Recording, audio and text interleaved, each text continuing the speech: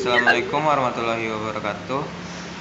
Di sini saya akan memaparkan materi mengenai macam-macam metode tambang terbuka. Dengan saya sendiri, Muhammad Wendra Utama, dengan NIM 250800043 dari Prodi D3 Teknik Pertambangan.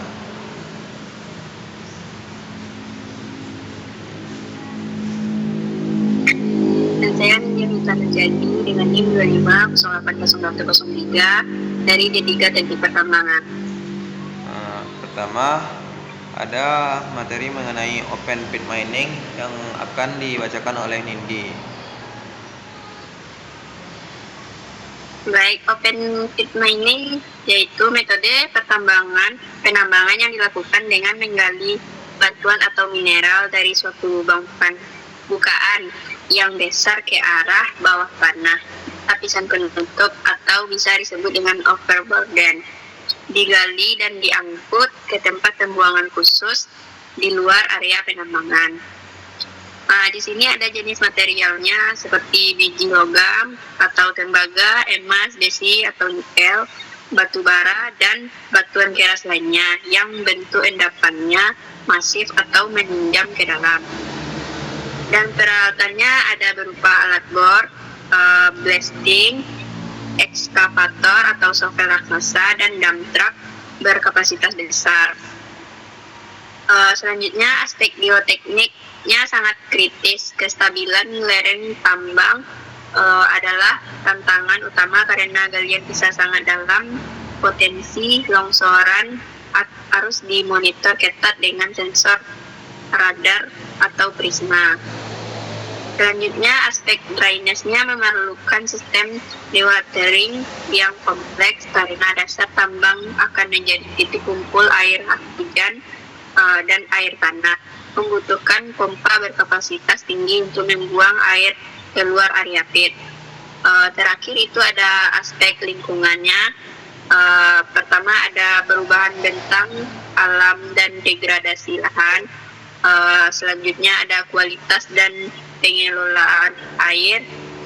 Terus ada kualitas udara, kemisingan dan getaran. Yang terakhir itu ada penanganan bantuan penutup, overburden, dan tailing. Selanjutnya akan disampaikan. Baik. Akan dijelaskan oleh Wendra. Selanjutnya itu quarry mining. Quarry mining sendiri yaitu bentuk khusus dari tambang terbuka yang dikhususkan untuk menambang material non-logam atau batuan industri atau batuan ornamen. Bisa juga disebut dengan dimension stone yang dangkal. Jenis material yang digali pada quarry mining biasanya batu kapur, granit, marmer, pasir, kerikil, dan tanah liat untuk kegunaan semen atau konstruksi. Kemudian peralatan yang digunakan untuk pada tambang quarry mining itu untuk batu pecah biasanya digunakan metode peledakan ringan atau kemudian ekskavator dan mesin pemecah batu atau crusher. Untuk batu ornamen, marmer atau granit digunakan diamond wire saw atau alat potong khusus agar batu tidak hancur. Untuk aspek geoteknik itu relatif lebih mudah dibanding open pit karena galian umumnya tidak terlalu dalam, namun desain jenjang atau benchnya tetap harus memperhitungkan kekar atau retakan alami pada batuan agar tidak runtuh. Untuk sistem drainasenya itu drainase permukaan atau parit dan kolam pengendap atau setting pond sangat penting karena area bukaan yang luas. Kemudian aspek lingkungan yaitu getaran tanah, fly rock, dan kebisingan. Kemudian emisi debu dan kualitas udara yang buruk. Ketiga, perubahan benteng alam dan instabilitas lereng. Keempat, hidrologi dan ekosistem karst atau khusus quarry batu kapur. Baik, selanjutnya auger mining. Auger mining itu metode penambangan batu bara biasanya dengan cara membor atau menggali lubang berdiameter besar ke dalam lapisan batu bara dari dinding tebing bukaan tambang.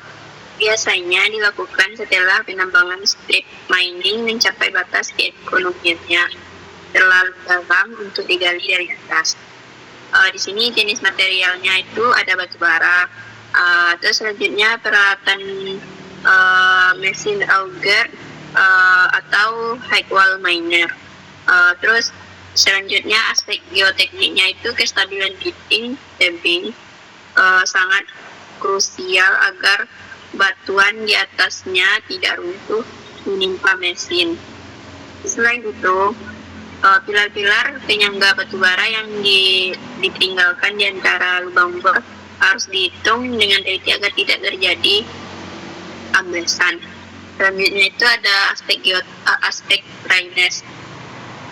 Yang pertama itu potensi pembentukan air asam tambang.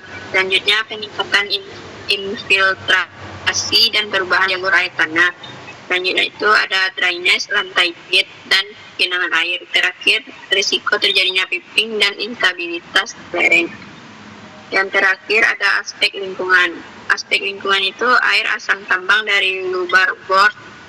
Selanjutnya stabilitas dinding lereng dan sinking hole.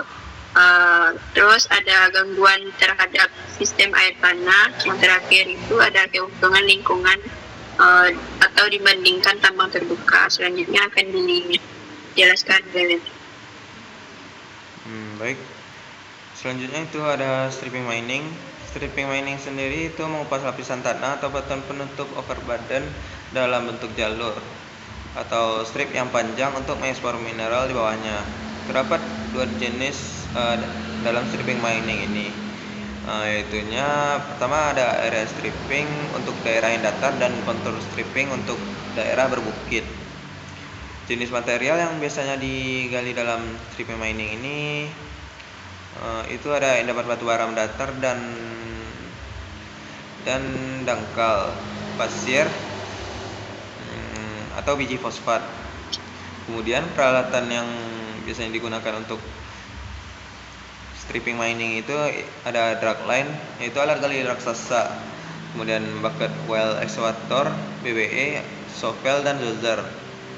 Aspek geotekniknya itu berpusat pada kestabilan lereng tempat pembuangan material kupasan atau spoil pile karena material kupasan bersifat gembur. Mudah terjadi longsoran pada area pembuangan. Untuk sistem drainase-nya itu area bukanya yang sangat luas membuat pengelolaan air limpasan permukaan menjadi tantangan besar untuk mencegah erosi dan sedimentasi besar-besaran. Baik, selanjutnya alluvial mining. Baik, untuk alluvial mining itu metode untuk menambang endapan mineral berada air konsentrasi di sedimen sungai, pantai, atau lembah akibat proses pelabukan dan transportasi air. Di sini jenis materialnya berupa emas aluvial, timah, intan, dan pasir bening. Peralatannya itu ada kapal keru, pompa semiprot, sluice box, dan pompa air. Untuk aspek geotekniknya itu mempelajari kestabilan tebing sungai atau dinding kolam keru. Materialnya berupa tanah dan pasir lepas sehingga sangat mudah longsor atau mengalami likuifaksi jika jenuh air. Dan untuk sistem drainase-nya itu yaitu tambang ini bermain dengan air sehingga drainase bukan untuk membuang air melainkan memanajemen sirkulasi air untuk mencuci mineral dan kolam pengendapan lumpur. Aspek lingkungannya itu ada kerusakan ekosistem sungai dan kualitas air. Selanjutnya ada perubahan aliran sungai dan erosi bantaran.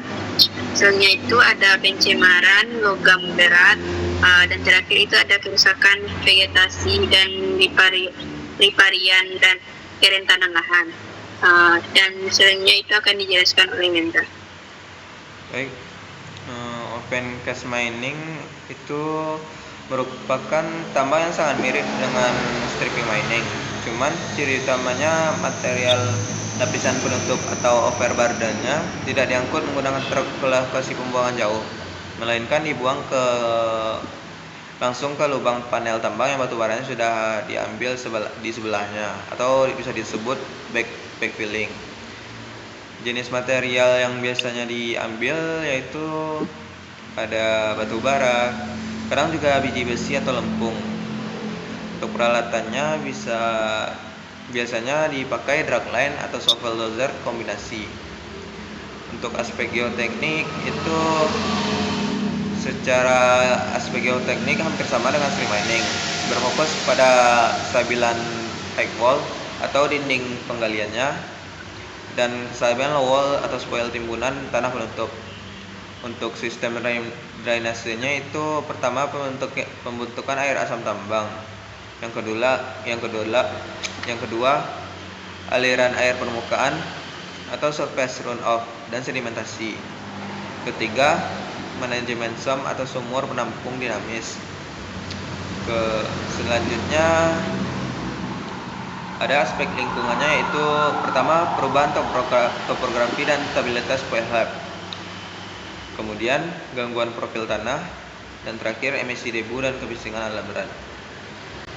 Baik, dengan berakhirnya pemaparan materi tadi, yang terakhir open cast mining. Sekian pula pemaparan materi mengenai metode pertambangan pada tambang terbuka dari saya dan Nindi. Sekian, terima kasih. Mungkin